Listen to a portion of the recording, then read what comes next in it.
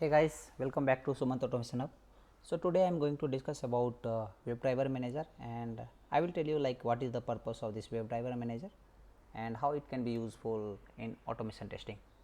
So previously, if you want to launch any browser, either is Chrome or Firefox, you need to download this Chrome driver, and for Firefox you need to download this Gecko driver.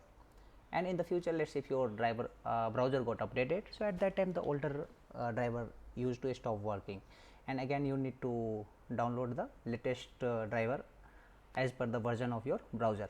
So this was very annoying, right? And how you can overcome this issue? So for that only we use this WebDriver Manager, and in this case you don't need to download any specific driver. So I will tell you how we can use this WebDriver Manager. So for that you have to create a Maven project. I hope you guys already aware how to create a Maven project, and if you don't know, you can follow my older video, and there I have created a small Maven project, like how you can write the Selenium code using Maven. So I will directly start with the Maven project. So this, let's say this is I have created a Maven project here, and let's say I will go here and I will create a class inside this. So new class, and I am writing this, let's say test class. Okay, so this test class is already there, I guess. One second. Okay, so there is already a test class present here. Okay, so I will use this particular class here, and before going forward I will go to this form.xml and I will put the required dependency. So for the Selenium, as you know, you have to put this Selenium dependency, and how you can get it? So you have to go here and you have to just write Selenium Maven.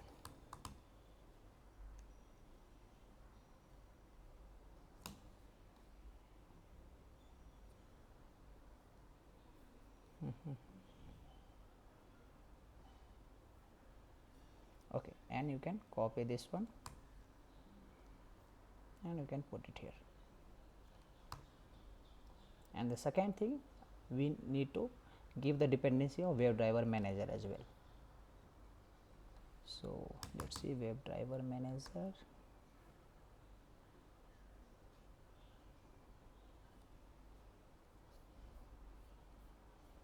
Yeah, so this is the dependency of WebDriver Manager.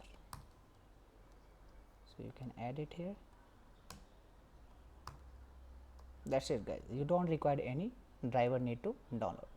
Now what I will do, I will go to this test Java, and what I will write,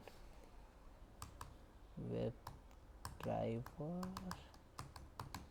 Manager dot. Okay, so you can see here this Chrome driver, right? Dot setup. That's it guys. So as you can see, I have not given the path of any driver, right? So previously we need to set the path of the driver, and after that we used to launch the driver. So here is not required. And now what you can do, you can directly start using your WebDriver interface. So WebDriver,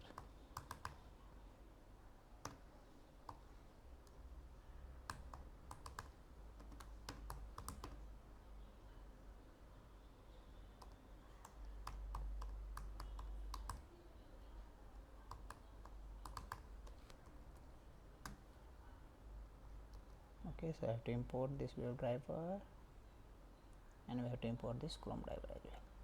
Yes, so this line of code will help you to launch the Chrome driver. And let's see if I want to navigate any URL. So driver.get, and you can give your URL here, right? So let's say I'm giving this Flipkart.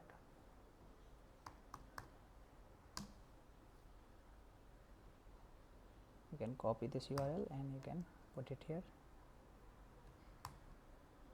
right? Now we directly run this code.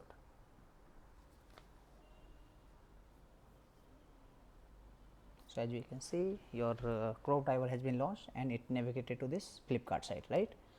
So this is so simple guys, like we don't require any driver and all. And for the Firefox, you have to do the same thing. So what you have to do, you have to write the same code here, WebDriver dot Firefox, right, dot setup, and we will comment this two line, and this time you have to create the object of Firefox driver. So here you have to update this Firefox.